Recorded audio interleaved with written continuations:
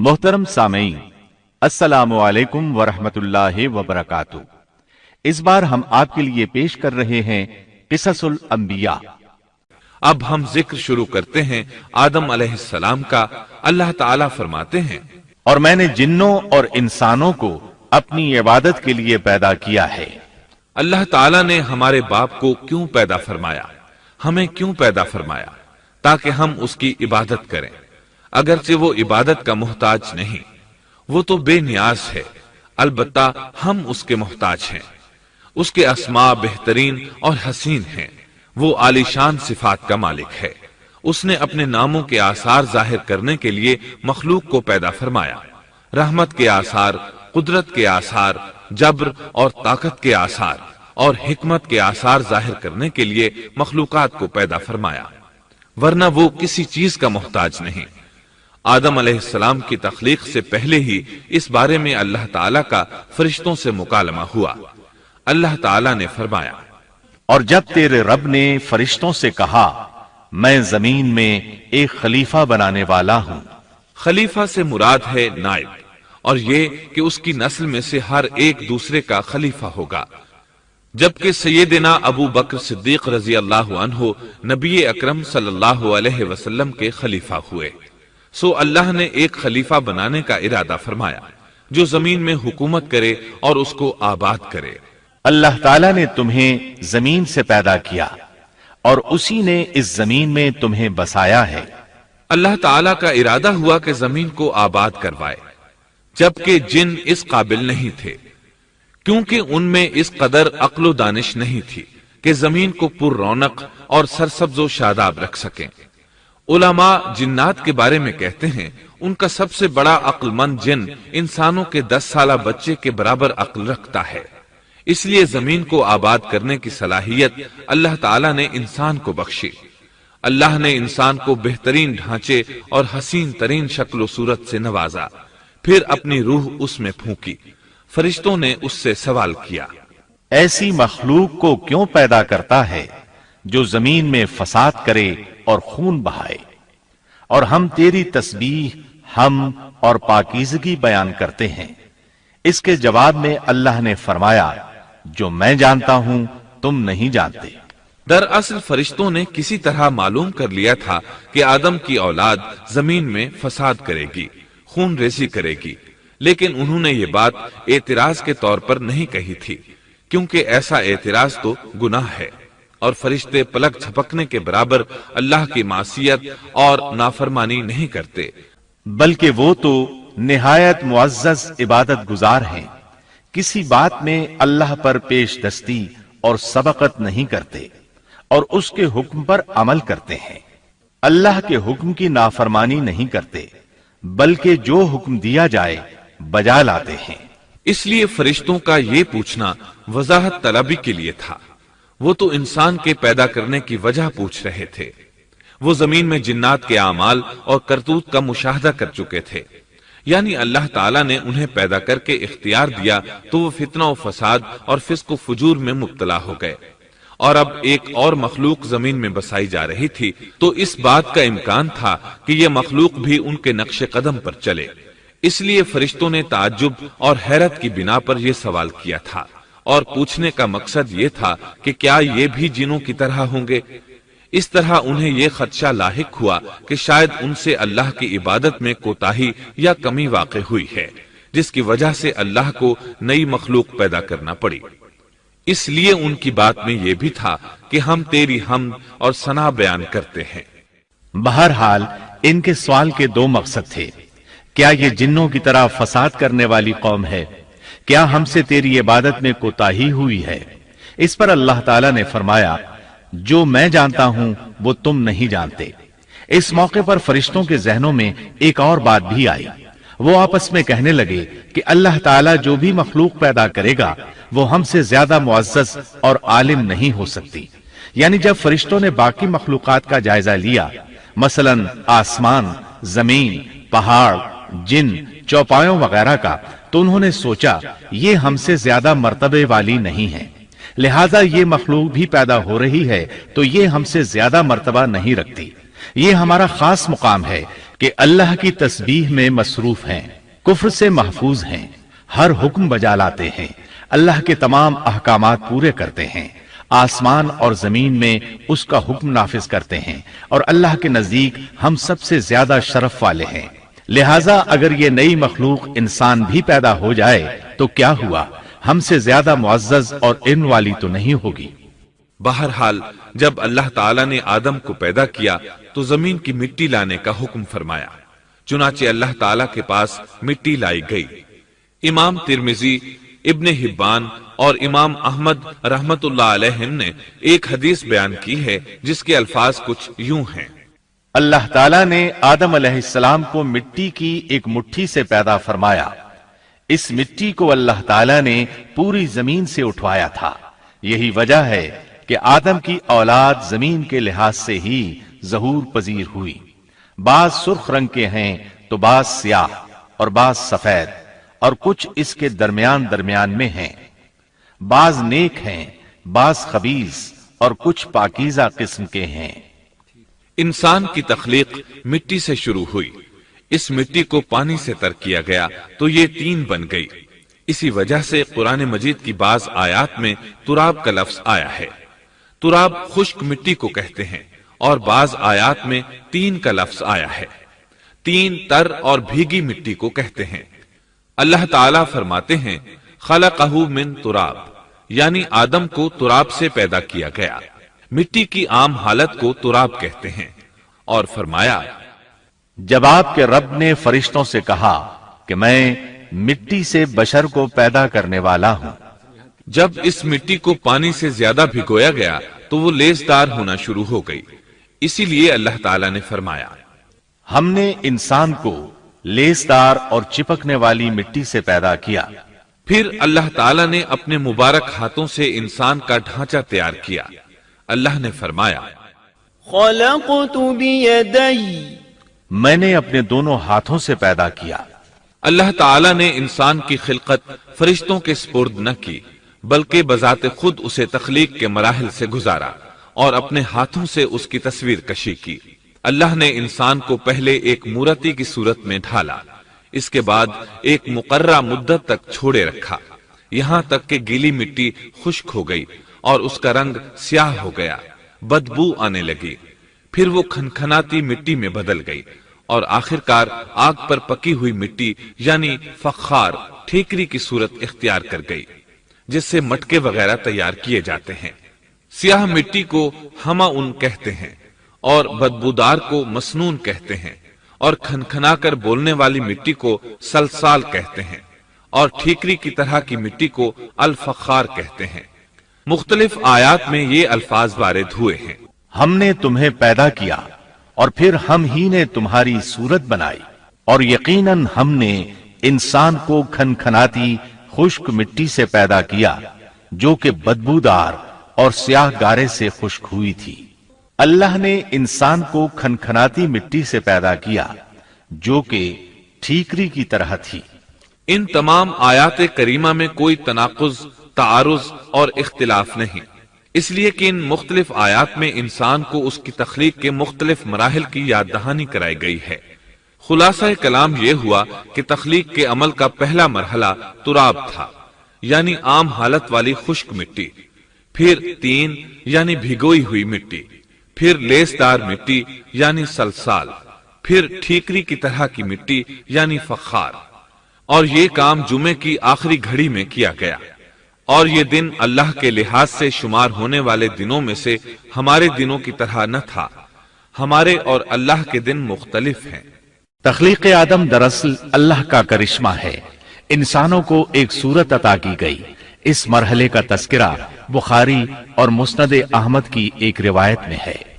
اللہ نے آدم کو پیدا کیا اور ان کا قد 60 ہاتھ یا 60 میٹر لمبا تھا۔ تمام جنتی لوگ اس قد آدم کے ساتھ جنت میں داخل ہوں گے، اور اس وقت سے لے کر آج تک مخلوق کا قد کم ہوتا چلا آ رہا ہے۔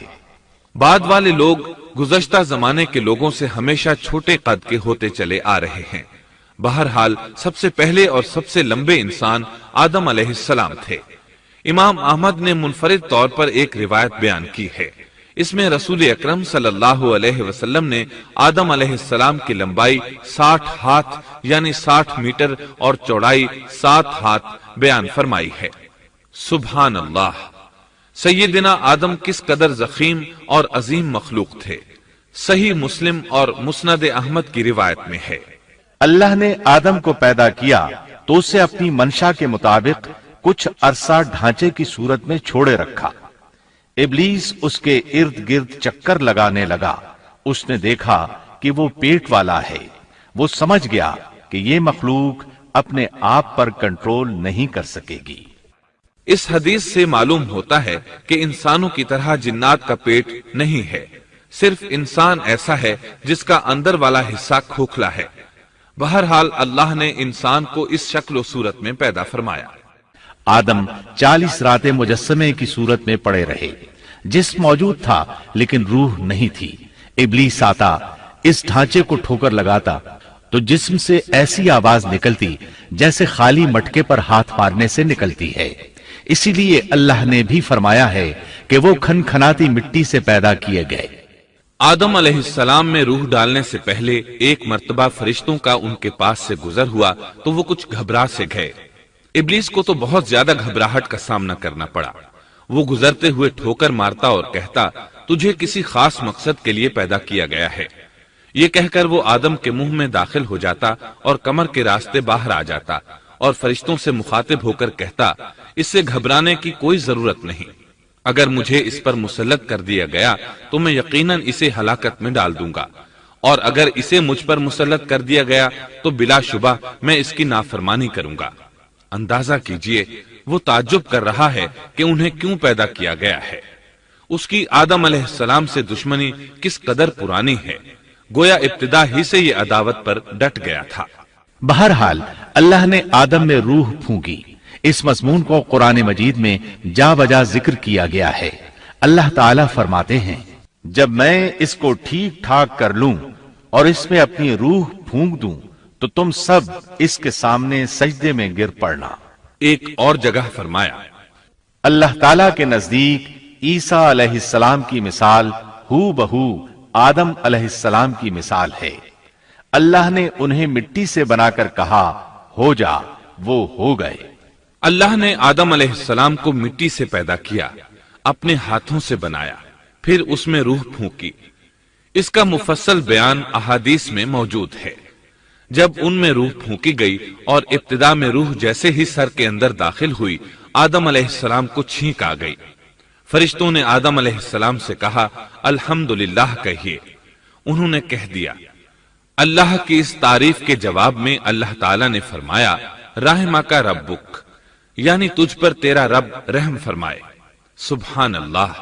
اللہ ذوالجلال والاکرام نے آدم علیہ السلام میں روح مکمل ہونے سے پہلے ہی انہیں اپنی رحمت سے سرفراز فرما دیا۔ بہرحال جب روح ان کی آنکھوں میں داخل ہوئی اور انہوں نے جنت کے پھلوں کو دیکھا تو ان میں غور و فکر کرنے لگے۔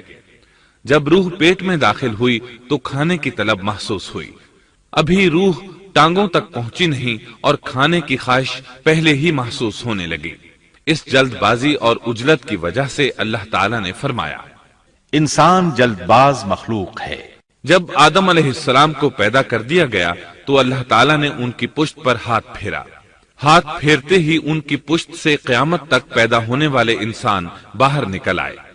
آدم کی تمام اولاد ان کے سامنے ظاہر ہو گئی، اور یہ بات نہایت وضاحت اور صراحت کے ساتھ قرآن مجید اور احادیث مبارکہ میں موجود ہے۔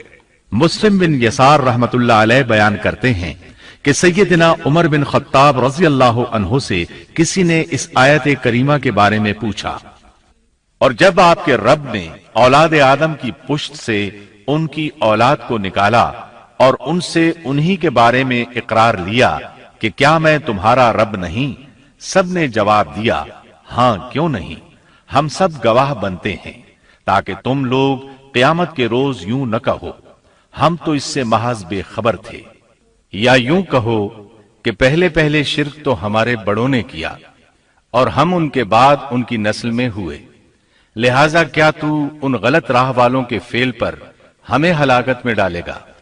سیدنا عمر رضی اللہ عنہ نے اس شخص کے سوال کے جواب میں فرمایا، میں نے سنا ہے کہ رسول اللہ صلی اللہ علیہ وسلم فرما رہے تھے، اللہ نے آدم علیہ السلام کو پیدا کیا، پھر اپنے دائیں ہاتھ کو اس کی پشت پر پھیرا اور اس سے نسل انسانی کو باہر نکالا اور ان کی طرف اشارہ کر کے فرمایا، میں نے انہیں جنت کے لیے پیدا کیا ہے اور یہ جنت والوں کے اعمال کریں گے۔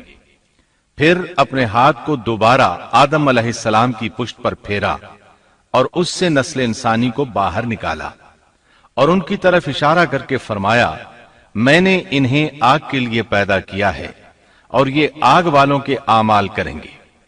اس پر ایک شخص نے نبی اکرم صلی اللہ علیہ وسلم سے سوال کیا، اے اللہ کے رسول صلی اللہ علیہ وسلم، تو پھر ہمارے اعمال کس حساب میں شمار ہوں گے؟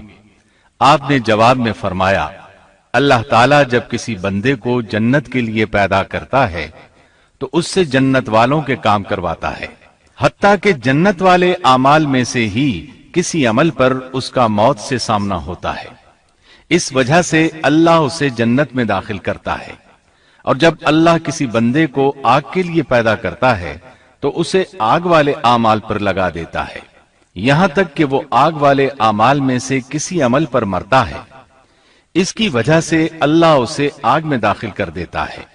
ہر شخص کے لیے اس کام میں آسانی پیدا کر دی جاتی ہے جس کے لیے وہ پیدا کیا گیا ہے۔ لیکن یہ بات ذہن میں ہر وقت موجود رہنی چاہیے کہ اللہ نے انسان کو اختیار دے رکھا ہے کہ وہ اپنی عقل اور فکر کی روشنی میں اللہ کے احکامات پر عمل پیرا ہو کر خود کو جنتی بنا لے، یا عقل کا درست استعمال نہ کرتے ہوئے شیطان کا پٹا گلے میں ڈال لے اور جہنم میں جگہ بنا لے۔ یہ تو اللہ نے انسان کو اختیار دے رکھا ہے، اس کی مرضی کہ جنت والے اعمال کرے یا جہنم والے۔ ہر انسان میں دونوں طرف جانے کی طاقت اور صلاحیت موجود ہے۔ اللہ نے انسان کو مجبور نہیں بنایا، البتہ ہر انسان کو جو بھی رویہ اختیار کرنا تھا اللہ کو اس کا علم تھا، اور اس کا علم برحق ہے، قطعی ہے، اس میں کوئی غلطی نہیں ہو سکتی، اس لیے اس نے اپنے علم کے مطابق تقدیر لکھ دی۔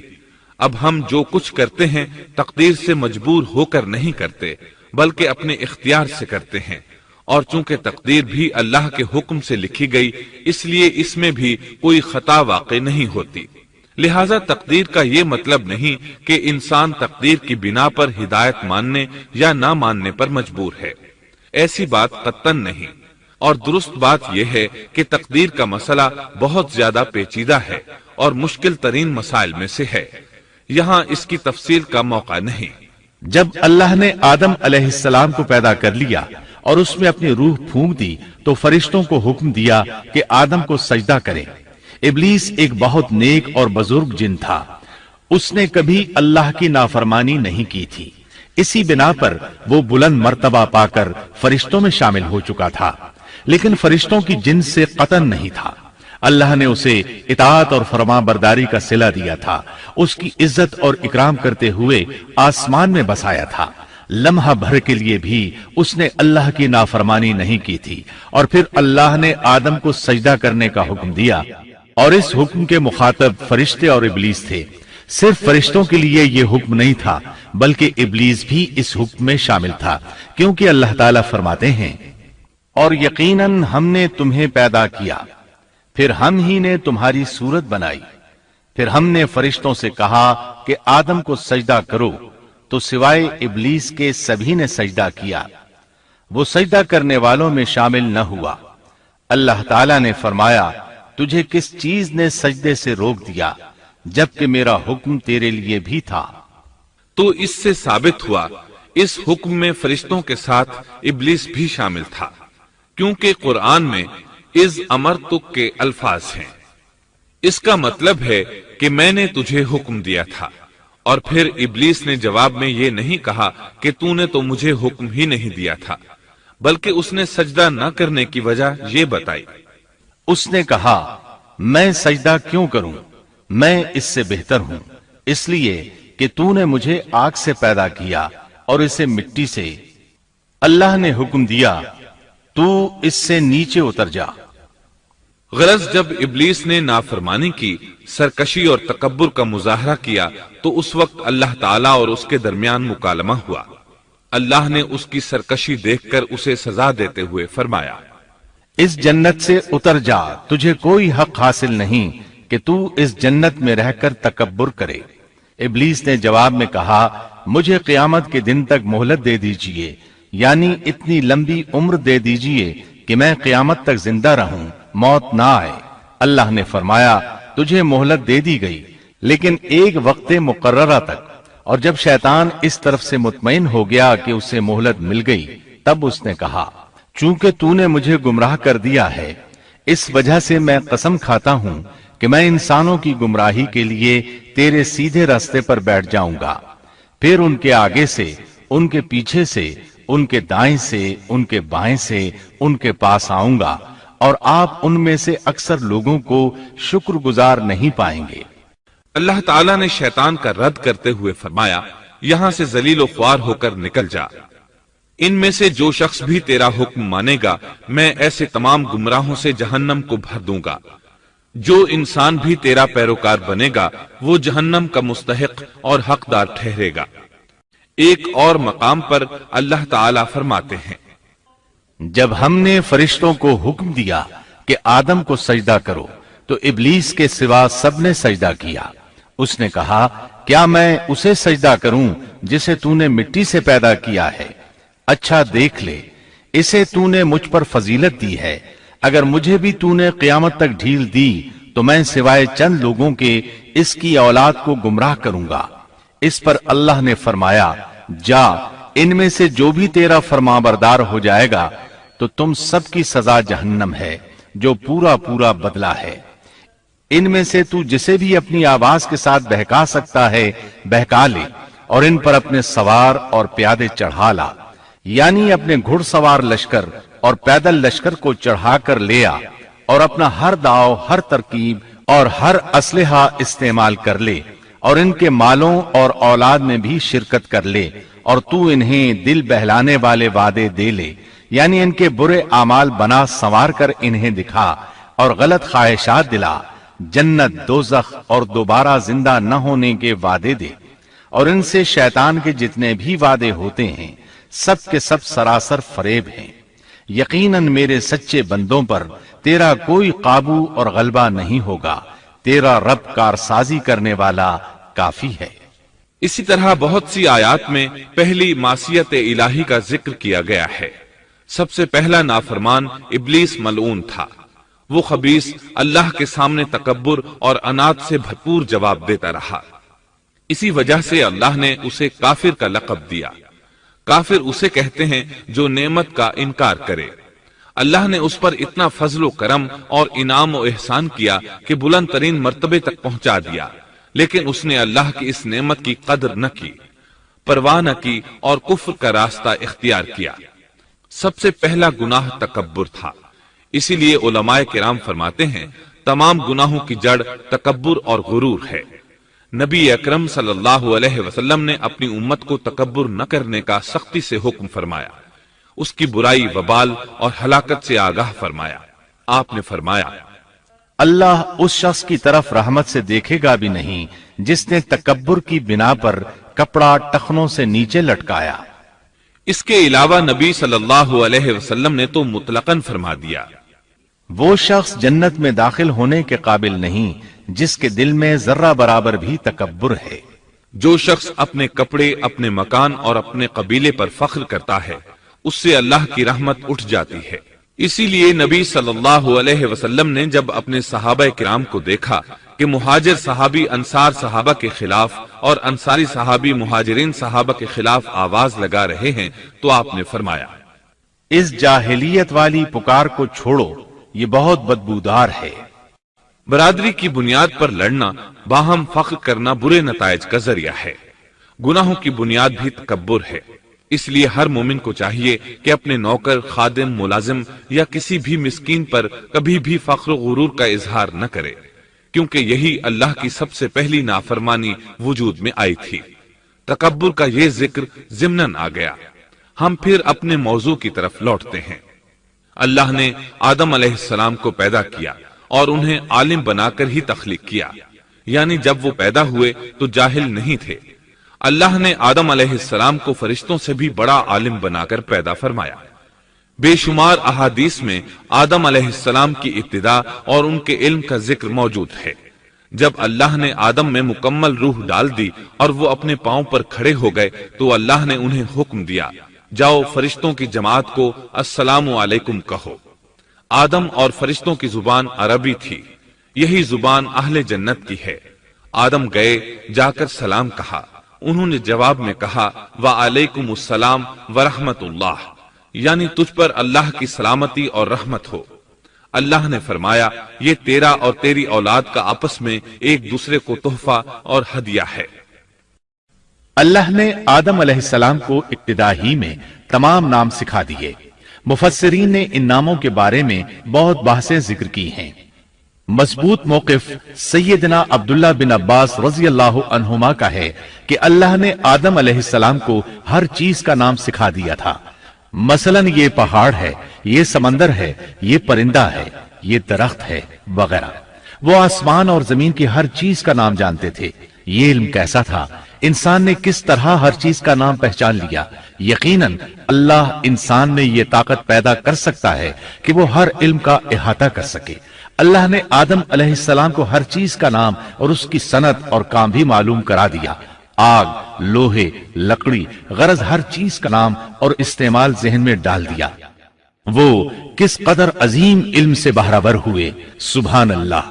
بہرحال اللہ نے آدم علیہ السلام کو صرف شکل و صورت اور تخلیق ہی میں بلند مرتبہ عطا نہیں کیا تھا، بلکہ عقل و علم کے لحاظ سے بھی بلند درجے اور مقام پر فائز کیا تھا، جیسا کہ اللہ تعالیٰ فرماتے ہیں اللہ نے آدم علیہ السلام کو ہر چیز کا نام سکھا دیا، پھر ان چیزوں کو فرشتوں پر پیش کیا۔ مجھے ان چیزوں کے نام بتاؤ اگر تم سچے ہو۔ مطلب یہ کہ تم اپنے دعوے میں کہاں تک سچے ہو؟ جب آدم کی تخلیق ہوئی تو تم نے کہا تھا اللہ جو چاہے پیدا کر لے، قسم ہے وہ ہم سے زیادہ معزز اور عالم نہیں ہوگا۔ اس دعوے میں اگر تم سچے ہو تو ذرا ان اشیاء کے نام تو بتاؤ۔ اللہ تعالیٰ نے آدم علیہ السلام کا زیادہ معزز ہونا، مکرم ہونا اور علم و معرفت والا ہونا واضح کرنے کے لیے فرشتوں کو حکم دیا کہ آدم علیہ السلام کو سجدہ کریں۔ یہ سجدہ تعظیمی تھا، عبادت والا سجدہ نہیں تھا۔ سجدہ تعظیمی پہلے وقتوں میں جائز تھا، لیکن اب حرام ہے۔ اسی لیے تو یعقوب علیہ السلام، ان کی بیوی اور 11 بیٹوں نے یوسف علیہ السلام کو سجدہ کیا تھا۔ بہرحال فرشتوں نے آدم علیہ السلام کو سجدہ کیا۔ اس سے معلوم ہو جاتا ہے کہ کون زیادہ عزت اور عظمت والا ہے۔ یقیناً آدم علیہ السلام زیادہ شرف اور منزلت کے حقدار ٹھہرے۔ جب اللہ تعالیٰ نے ان کی عزت، تکریم اور تعظیم ثابت فرما دی، تب علم و معرفت میں ان کی برتری ثابت کرنے کے لیے فرمایا اگر تم اپنے قول میں سچے ہو تو ان چیزوں کے نام بتاؤ۔ تب فرشتوں نے کہا، فرشتے کہنے لگے اے اللہ تو پاک ہے، ہمیں تو صرف اتنا ہی علم ہے جتنا تو نے ہمیں سکھا رکھا ہے، مکمل حکمت و علم والا تو ہی ہے۔ اللہ تعالیٰ نے آدم علیہ السلام سے فرمایا اے آدم تم ان فرشتوں کو ان چیزوں کے نام بتاؤ۔ آدم ہر چیز کا نام بتانے لگے، کسی جگہ بھی انہوں نے غلطی نہیں کی۔ جب انہوں نے فرشتوں کو تمام چیزوں کے نام بتا دیے تو اللہ تعالیٰ نے فرشتوں کو مخاطب کر کے کہا کیا میں نے تمہیں پہلے ہی نہیں کہہ دیا تھا کہ زمین اور آسمان کا غیب میں ہی جانتا ہوں، اور میرے علم میں ہے جو تم ظاہر کر رہے ہو اور جو چھپا رہے ہو۔ یہاں ذہن میں سوال ابھرتا ہے کہ فرشتے کیا چھپا رہے تھے؟ وہ راز والی بات یہی تھی کہ اللہ ہم سے زیادہ معزز اور عالم مخلوق پیدا نہیں کرے گا۔ اس کے بعد اللہ تعالیٰ نے اما حوا کو پیدا فرمایا۔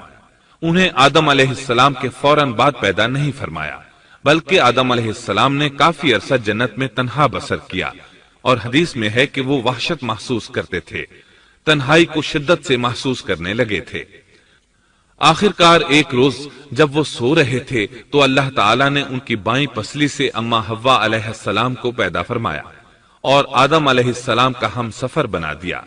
اللہ فرماتے ہیں اے لوگو اپنے اس پروردگار سے ڈر جاؤ جس نے تم سب کو ایک ہی جان سے پیدا کر ڈالا اور اس جان یعنی آدم علیہ السلام سے ان کی بیوی کو پیدا کیا۔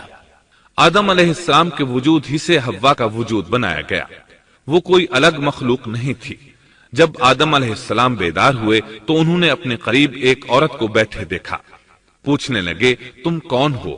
حوا علیہ السلام نے کہا عورت۔ آدم علیہ السلام نے پھر پوچھا تجھے کس لیے پیدا کیا گیا ہے؟ وہ بولی آپ کے لیے، تاکہ آپ مجھ سے سکون اور انس حاصل کریں۔ جب فرشتوں نے آدم علیہ السلام کو ایک عورت سے باتیں کرتے دیکھا تو کہنے لگے اب ایک اور نئی مخلوق پیدا کی گئی ہے۔ آدم علیہ السلام نے ان مخلوقات کا نام تو بتا دیا تھا جو مشہور و معروف تھیں، ان کا نام پوچھنا چاہیے۔ انہوں نے آدم علیہ السلام سے سوال کیا، انہوں نے فوراً جواب دیا حوا، اس لیے کہ اللہ نے تو آپ کو ہر چیز کا نام سکھا دیا تھا۔ فرشتوں نے کہا ان کا نام حوا کیوں رکھا گیا ہے؟ آدم علیہ السلام نے جواب دیا اس لیے کہ اسے ایک زندہ چیز سے پیدا کیا گیا ہے، حیات کی نسبت سے حوا نام رکھا گیا۔ مسلم شریف میں ہے، سیدنا ابو ہریرہ رضی اللہ عنہ روایت کرتے ہیں کہ رسول اللہ صلی اللہ علیہ وسلم نے فرمایا جو شخص اللہ اور آخرت کے دن پر ایمان رکھتا ہے، جب وہ کسی معاملے کے لیے حاضر ہو تو بھلائی والی بات کرے یا خاموش رہے، اور عورتوں کے بارے میں بھلائی کی وصیت حاصل کر لو، یعنی ان کے ساتھ اچھا سلوک کرو، کیونکہ عورت پسلی سے پیدا کی گئی ہے اور پسلی میں زیادہ ٹیڑھا حصہ اوپر والا حصہ ہوتا ہے۔ اگر تم اس کو سیدھا کرنا چاہو گے تو توڑ ڈالو گے، اور اگر اس کو چھوڑ دو گے تو وہ اسی طرح ہمیشہ ٹیڑھی رہے گی۔ عورتوں کے بارے میں بھلائی کی وصیت حاصل کر لو۔ مطلب یہ کہ اسی حالت میں گزر بسر کرو، عورتوں کے بارے میں بھلائی کی وصیت حاصل کر لو۔ اس حدیث کا مطلب یہ ہے کہ عورتوں پر جبر کر کے زبردستی ان کی طبیعت کو بدلا نہیں جا سکتا، اور عورت ذات کو نہایت نرمی اور پیار سے رکھو۔ ان کی طبیعتوں میں ٹیڑھا پن ہے، وہ کبھی جذبات سے مغلوب ہو جاتی ہے اور عقل کھو بیٹھتی ہے۔ اگر کوئی اسے سیدھا کرنا چاہے تو اس سے لا تعلقی، دوری اور طلاق کی نوبت آ جائے گی۔ اگر اسے چھوڑ دو گے تو ٹیڑھا پن برقرار رہے گا۔ مرد کو بہت حوصلے سے اس صورتحال کو سنبھالنا چاہیے۔ احادیث میں سیدنا ابراہیم علیہ السلام کی زوجہ سیدہ سارہ علیہ السلام کا قصہ موجود ہے۔ وہ حوا علیہ السلام کے بعد کائنات کی سب سے زیادہ خوبصورت عورت تھی۔ احادیث سے یہ اشارہ ملتا ہے کہ حوا علیہ السلام ابتدائے انسانیت سے لے کر قیامت تک پیدا ہونے والی تمام عورتوں میں خوبصورت تھیں۔ اب ابلیس لگا اپنے وسوسے شروع کرنے۔ آدم اور حوا علیہ السلام دونوں اللہ کے حکم سے جنت میں تھے کہ شیطان نے انہیں پھسلانے کی کوشش شروع کر دی۔ اللہ تعالیٰ فرماتے ہیں اور ہم نے کہہ دیا اے آدم تم اور تمہاری بیوی جنت میں رہو اور جہاں سے چاہو با فراغت کھاؤ۔ جنت بھی کیسی؟ اللہ فرماتے ہیں وہ جنت کہ جس کی چوڑائی ہی آسمانوں اور زمین کے برابر ہے۔ سو اس جنت میں سے جو چاہو سو کھاؤ، کچھ بھی منع نہیں سوائے ایک درخت کے، چنانچہ ارشاد ہوا اور ہم نے کہا اے آدم تم اور تمہاری بیوی جنت میں رہو، پھر جس جگہ سے چاہو با فراغت کھاؤ، اور اس درخت کے پاس مت جاؤ ورنہ ظالموں میں سے ہو جاؤ گے۔ ایک اور جگہ فرمایا اور جب ہم نے فرشتوں سے کہا کہ آدم کو سجدہ کرو تو ابلیس کے سوا سب نے سجدہ کیا۔ ابلیس نے انکار کیا تو ہم نے کہا اے آدم یہ تیرا اور تیری بیوی کا دشمن ہے، خیال رکھنا ایسا نہ ہو کہ وہ تم دونوں کو جنت سے نکلوا دے اور تو مصیبت میں پڑ جائے۔ یہاں تو تجھے آرام ہے، نہ تو بھوکا ہے اور نہ ننگا، اور نہ تو یہاں پیاسا ہوتا ہے، نہ دھوپ سے تکلیف اٹھاتا ہے۔ گویا اللہ نے سیدنا آدم علیہ السلام کو وسوسے سے پہلے ہی خبردار کر دیا تھا۔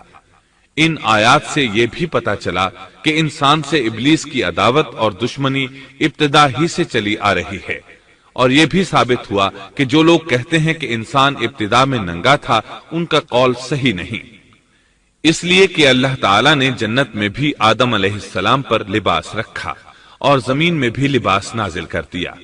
جیسا کہ اللہ تعالیٰ فرماتے ہیں، اے آدم کی اولاد، ہم نے تم پر لباس کو نازل کیا جو تمہاری شرمگاہوں کو چھپاتا ہے اور زینت کا سبب بھی ہے، اور تقوی کا لباس اس سے بھی بہتر ہے۔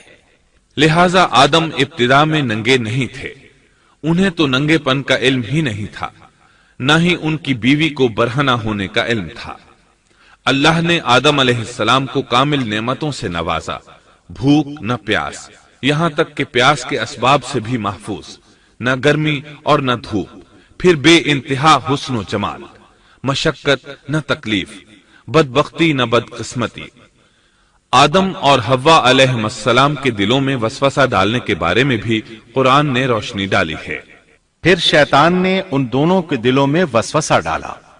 یہ وسوسہ اس نے ان دونوں کو طمع دلانے کی صورت میں پورا کیا، اور یہ طمع دلائی کہ اس درخت کو کھانے سے ہمیشگی اور بقا ملتی ہے، اور کبھی نہ ختم ہونے والی بادشاہت حاصل ہوتی ہے، اور اس وسوسے کا مقصد یہ تھا تاکہ ان کا پردہ بدن جو ایک دوسرے سے پوشیدہ تھا دونوں کے روبرو بے پردہ کر دے۔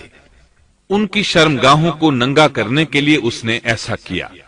وہ دونوں کپڑے میں ملبوس تھے، ستر ڈھانپ رکھا تھا۔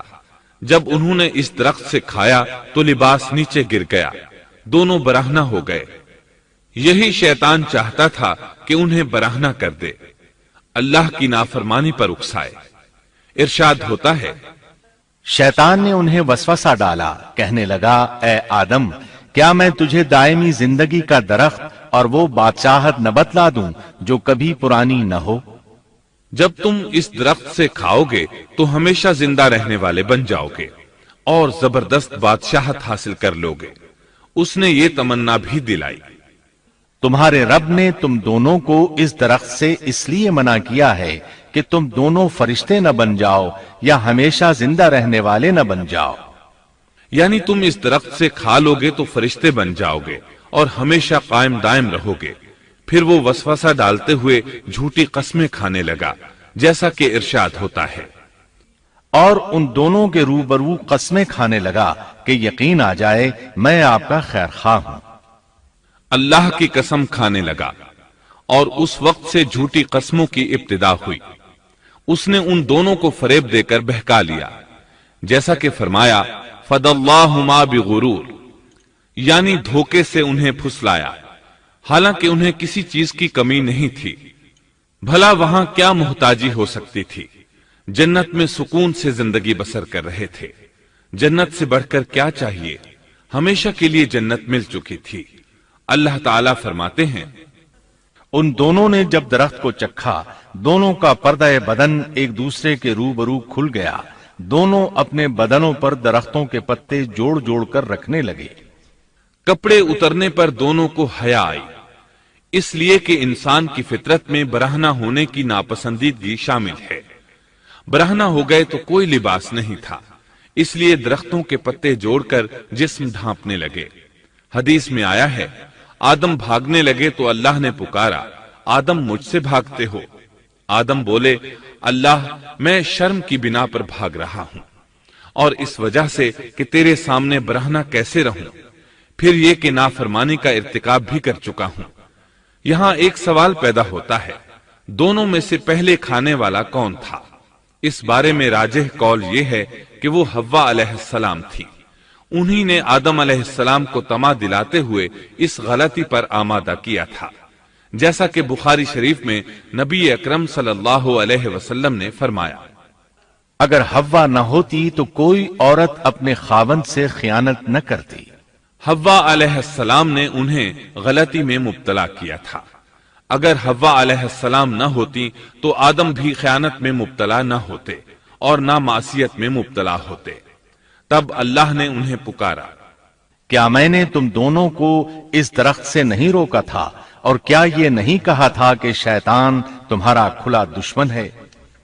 اب توجہ طلب بات یہ ہے کہ اس موقع پر دونوں نے کیا طرز عمل اختیار کیا۔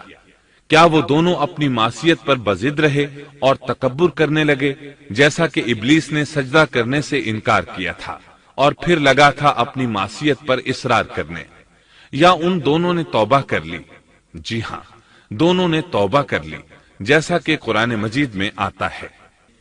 دونوں نے کہا اے ہمارے رب، ہم نے اپنا بڑا نقصان کیا، اور اگر تو ہماری مغفرت نہ کرے گا اور ہم پر رحم نہ کرے گا تو واقعی ہم خسارہ پانے والوں میں سے ہو جائیں گے۔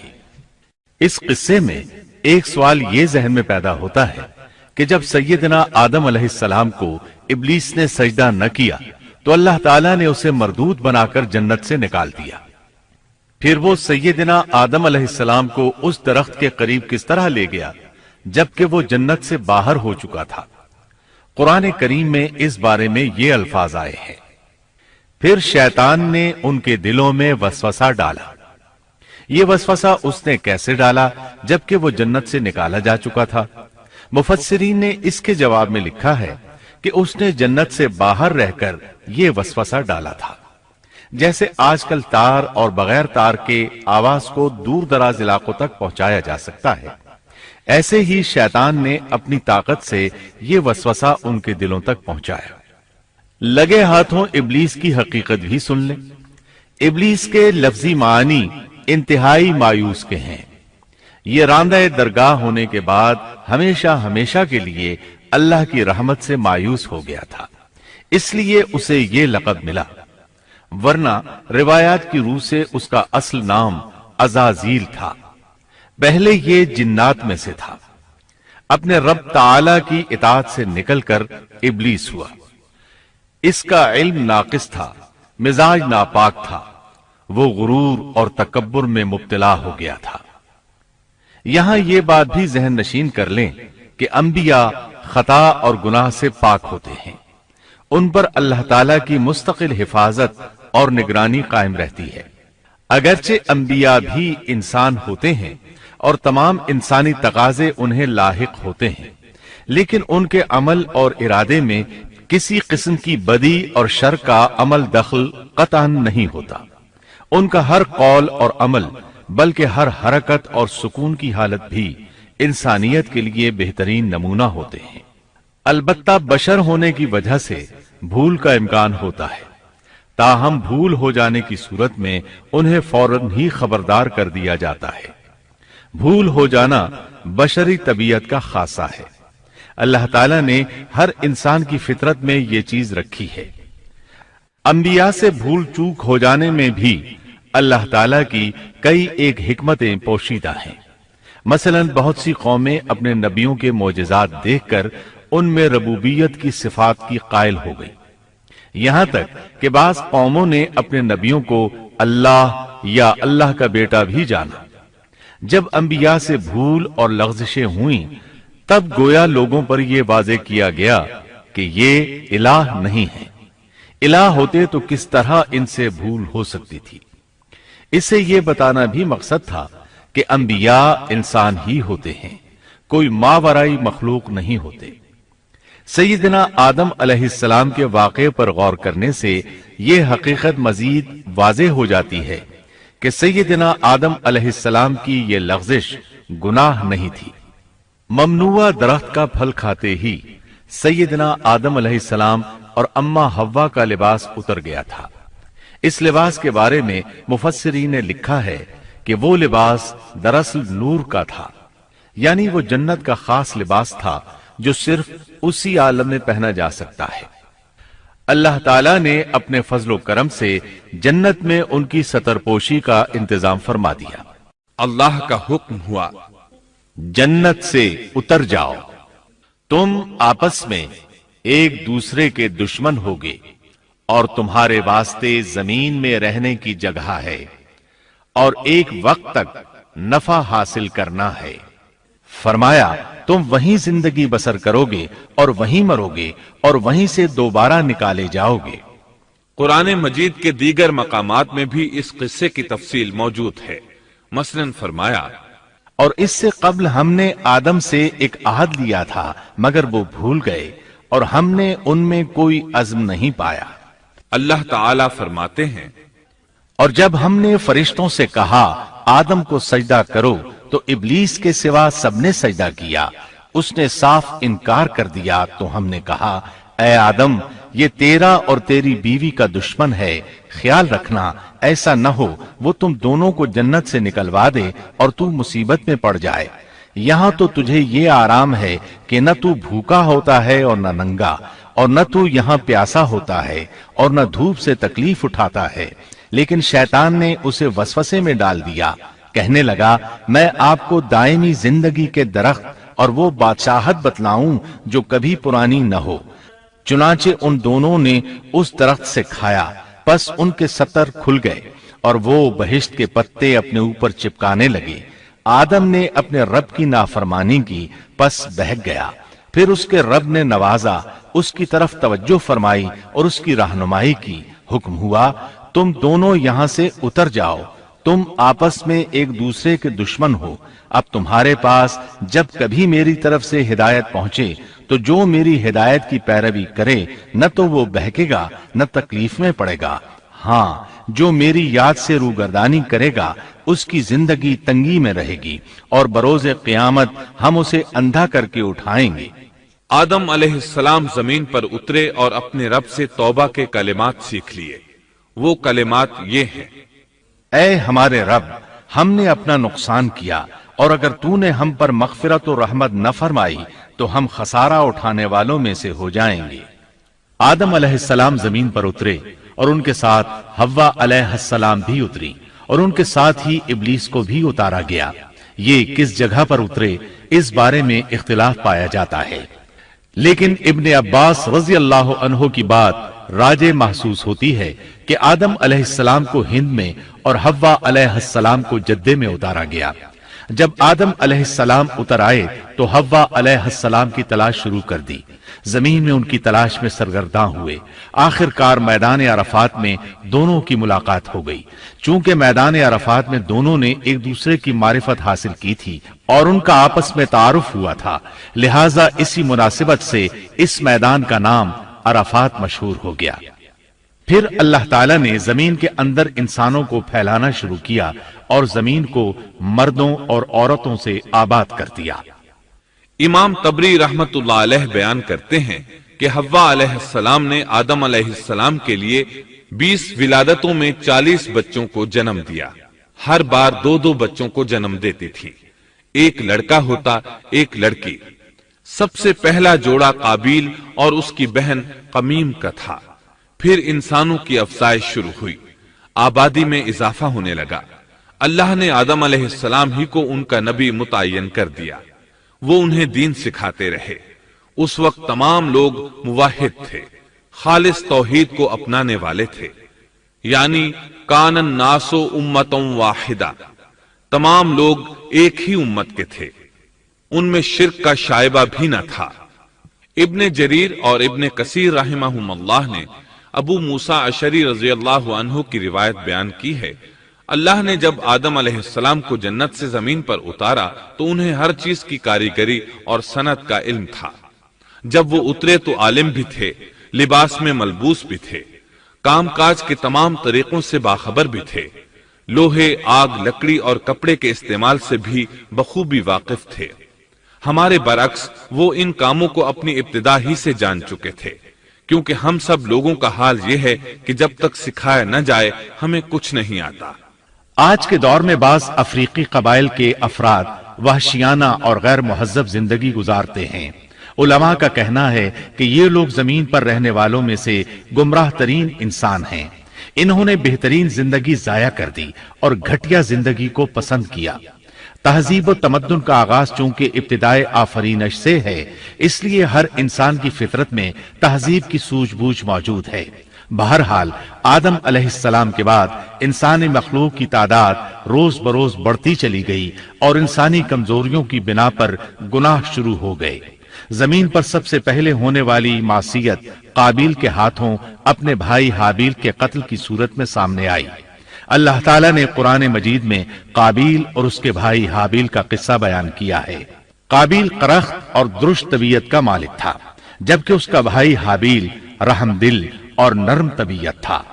قابیل کھیتی باڑی کرتا تھا اور حابیل مویشی چراتا تھا۔ حابیل کے نرم دل ہونے کی ایک وجہ اس کا بکریاں چرانا تھا، क्योंकि एक चरवाहा अपनी बकरी को भूखा देखकर उसे चारा खिलाए बगैर नहीं रहता, नहीं वो किसी बकरी को प्यासा देखकर उसे भूल जाता है। अपने जानवर पर उसकी ताकत से ज्यादा बोझ भी नहीं लादता। बनी नौ इंसान की तादाद में इजाफे के लिए उस वक्त ऐसा कानून था जो अब हराम है, और वो है बहन के साथ निकाह। चूंकि उस वक्त के सब लोग आदम अलैहिस्सलाम की हकीकी औलाद थे और आपस में बहन भाई थे, इसलिए उस वक्त की शरीयत की रूह से काबिल अपने साथ जुड़वां पैदा होने वाली बहन के सिवा किसी दूसरी बहन से शादी कर सकता था, और इसी तरह हाबिल अपने साथ जुड़वां पैदा होने वाली बहन के अलावा किसी दूसरी बहन से शादी कर सकता था। इसकी सूरत यह थी कि काबिल की शादी हाबिल की बहन से हो और हाबिल की शादी काबिल की बहन से हो। लेकिन हुआ ये कि हाबिल की बहन खूबसूरती में काबिल की बहन से कम थी, इसलिए काबिल ने हाबिल की बहन से शादी करने से इनकार कर दिया और अपनी जुड़वां बहन से शादी की ख्वाहिश जाहिर की। लेकिन ऐसा करना आदम अलैहिस्सलाम की शरीयत में हराम था। आप नबी भी थे और रसूल भी। रसूल और नबी में फर्क यह है कि रसूल पर शरीयत और अहकाम नाजिल होते हैं, लेकिन नबी पर शरीयत नाजिल नहीं होती। अलबत्ता उसकी तरफ वही नाजिल होती है और मोजज़ात अता किए जाते हैं, जबकि शरीयत सिर्फ रसूलों ही पर नाजिल की जाती है। आदम अलैहिस्सलाम भी चूंकि रसूल थे, इसलिए उनकी शरीयत में यह कानून था कि कोई शख्स अपने साथ जुड़वां पैदा होने वाली बहन के साथ शादी नहीं कर सकता। काबिल इस शरई हुक्म की वजह से गजबनाक हो गया।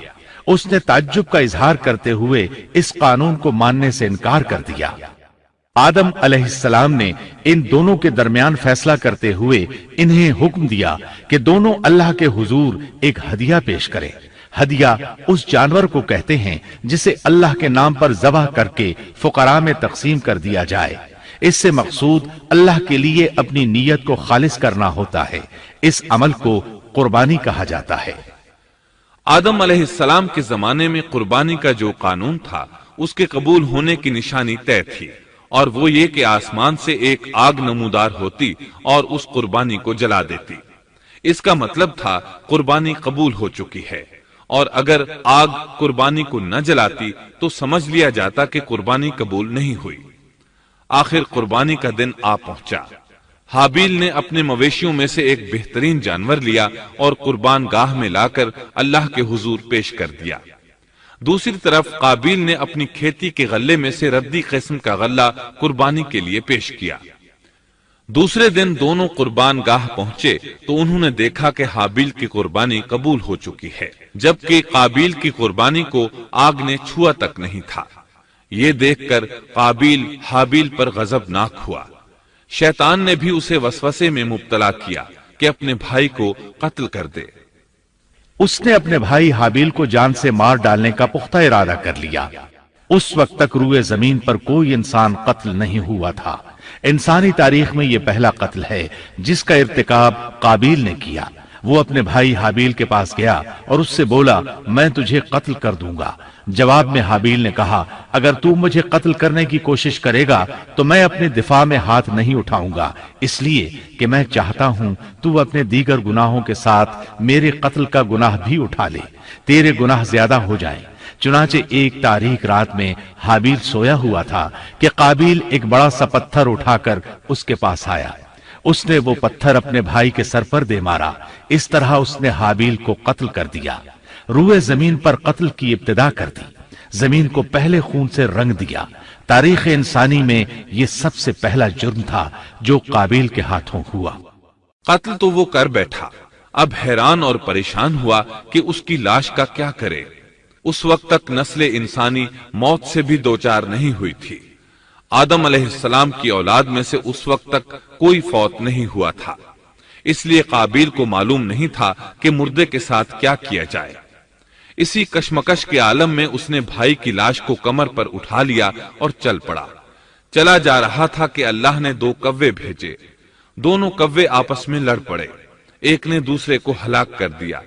अब जिंदा कव्वा मिट्टी खोदने लगा।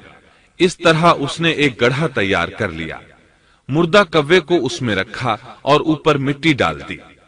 اس طرح قابیل کو دفن کا طریقہ معلوم ہوا۔ اس نے بھی گڑھا کھودا اور حابیل کی لاش کو اس میں دبا دیا۔ وہ اپنے کیے پر نادم ضرور تھا، لیکن اس نے اللہ سے معافی نہ مانگی، جبکہ انسان کے لیے ضروری ہے کہ اس سے کوئی گناہ ہو جائے تو اللہ سے معافی مانگے۔ قابیل اور حابیل کے درمیان جو مکالمہ ہوا، اللہ تعالیٰ نے اس کا ذکر سورہ مائدہ آیت 27 تا 29 میں کیا ہے۔ اللہ فرماتے ہیں، آدم علیہ السلام کے دونوں بیٹوں کا کھرا کھرا حال بھی انہیں سنا دو۔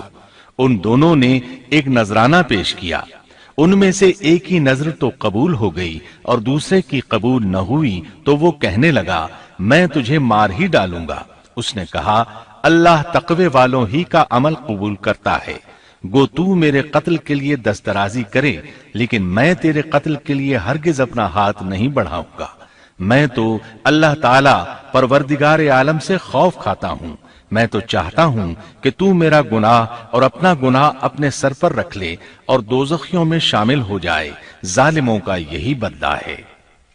اس کا مطلب یہ تھا کہ تیرے اور گناہوں کے ساتھ میرے قتل کا گناہ بھی تیرے ذمہ لگے اور تو ظالموں میں سے ہو جائے۔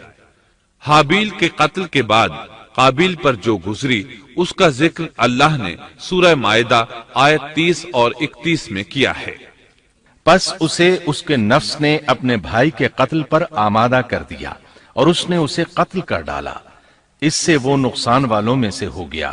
پھر اللہ تعالیٰ نے ایک کوے کو بھیجا جو زمین کھود رہا تھا، تاکہ اسے دکھائے کہ وہ کس طرح اپنے بھائی کی ناش کو چھپا سکتا ہے۔ وہ کہنے لگا ہائے افسوس، کیا میں ایسا کرنے سے بھی گیا گزرا ہو گیا کہ اس کوے کی طرح اپنے بھائی کی لاش کو دفنا دیتا، پھر تو بڑا ہی پشیمان اور شرمندہ ہوا۔ امام احمد، ترمذی اور ابو داود نے سیدنا سعد بن ابی وقاص رضی اللہ عنہ سے روایت کی ہے کہ انہوں نے سیدنا عثمان رضی اللہ عنہ کی شہادت کے فتنے کے وقت فرمایا، میں گواہی دیتا ہوں کہ رسول اکرم صلی اللہ علیہ وسلم نے فرمایا تھا، ایک بہت بڑا فتنہ رونما ہوگا، اس میں بیٹھنے والا کھڑے ہونے والے سے بہتر ہوگا اور کھڑا ہونے والا چلنے والے سے بہتر ہوگا اور چلنے والا دوڑنے والے سے بہتر ہوگا۔ کسی نے کہا اگر کوئی میرے گھر میں داخل ہو کر میری طرف ہاتھ بڑھائے تاکہ وہ مجھے قتل کر دے تو آپ صلی اللہ علیہ وسلم نے فرمایا تو آدم علیہ السلام کے بیٹے کی طرح قتل ہو جا، یعنی اس فتنے میں قتل ہو جانا، حابیل کی سنت پر عمل کرتے ہوئے خود ہاتھ نہ اٹھانا، قاتل کہلانے کی بجائے مقتول ہونے کو پسند کرنا۔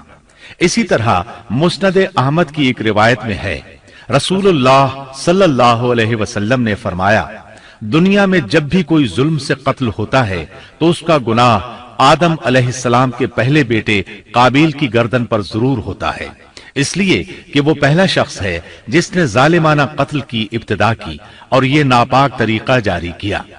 اس حدیث سے اس جرم کی نوعیت کا بخوبی اندازہ ہوتا ہے کہ اللہ تعالیٰ نے اس کو صرف ایک قتل قرار نہیں دیا بلکہ اس کو ایک گھناؤنی حرکت قرار دیا۔ قیامت تک آنے والے لوگ جو اس گناہ کے مرتکب ہوں گے ان کا کچھ گناہ قابیل کے حساب میں ڈالا جائے گا۔ حابیل کو قتل کرنے کے بعد قابیل نے اپنی بیوی کو ساتھ لیا اور دور دراز نرم زمین کے پاس جا کر رہائش پذیر ہو گیا اور آدم علیہ السلام کے سامنے تک نہ ہوا۔ آدم علیہ السلام پہاڑوں کے قریب ایک بستی میں رہ رہے تھے، یہ ان سے بہت دور جا بسا تھا۔ اس طرح قابیل کا آدم علیہ السلام سے رابطہ بالکل ختم ہو گیا اور اس سے ایک نئی نسل کی ابتدا ہوئی۔ فحاشی اور اریانی کو ان کے ہاں عروج حاصل تھا۔ عبادت یہ لوگ اگرچہ اللہ ہی کی کرتے تھے لیکن آدم علیہ السلام کی شریعت کے خلاف بے حیائی کے دل دادا تھے۔ تقوی کی قلت، احکام الہی کی نافرمانی اور فحاشی کا فروغ ان کے شب و روز کا معمول تھا۔ اس کے بعد لوگ دو گروہوں میں تقسیم ہو گئے، شریر اور برے لوگ قابیل کے ساتھ مل گئے اور آدم علیہ السلام کے دیگر بیٹے اور نیک لوگ آدم علیہ السلام کے ساتھ مل گئے۔ آدم علیہ السلام 960 سال زندہ رہے۔ ان کی کل عمر تو 1000 سال تھی لیکن 40 سال کم کر دی گئی۔ سیدنا ابو ہریرہ رضی اللہ عنہ بیان کرتے ہیں کہ رسول اللہ صلی اللہ علیہ وسلم نے فرمایا، جب اللہ نے آدم علیہ السلام کو پیدا فرمایا تو ان کی پیٹھ پر ہاتھ پھیرا، اس طرح قیامت تک جتنے انسان پیدا ہونے والے تھے ان کی روحیں وجود میں آ گئیں۔ پھر ہر انسان کی آنکھوں کے درمیان ایک نور رکھ کر آدم علیہ السلام کے سامنے پیش کیا۔ انہوں نے پوچھا، یا اللہ یہ کون ہے؟ اللہ نے فرمایا، یہ تیری اولاد ہے۔ ان میں سے ایک کی پیشانی کی چمک آدم علیہ السلام کو بہت اچھی لگی۔ انہوں نے پوچھا، یا اللہ یہ کون ہے؟